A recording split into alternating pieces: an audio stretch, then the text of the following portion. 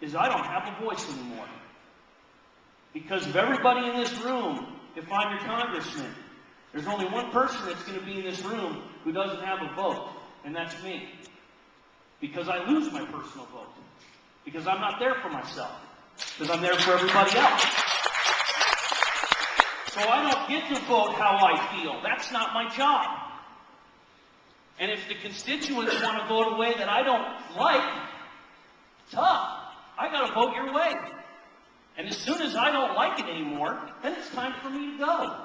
And the first time if I ever did something that I said I wasn't going to do, I'll give you your remedy, sir. Vote me out of office. And I'm on tape saying it. Vote me out.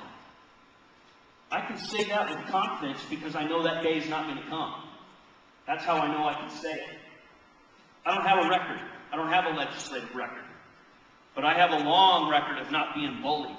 Nobody tells me what I'm going to do. Nobody pushes their ideology, politically speaking, on me. I, like Mr. Bowers, am pro-life. If you can't guarantee the life of a child, guaranteeing them the right to keep and bear arms seems a little insignificant, doesn't it? The government's job is not to be in our lives. The government's job is to step back. Read the Constitution. Very limited.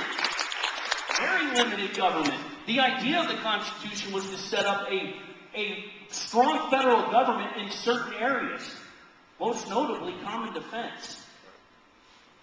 The Interstate Commerce Clause has been perverted to a point that it has allowed the United States government into every single aspect of your life, and it's unconstitutional.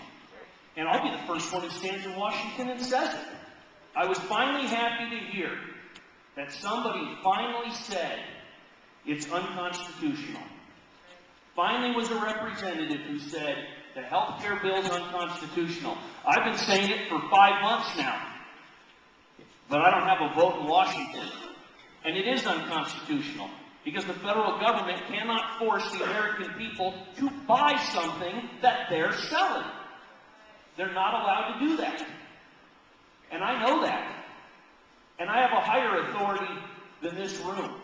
Because here's what's missing in Washington.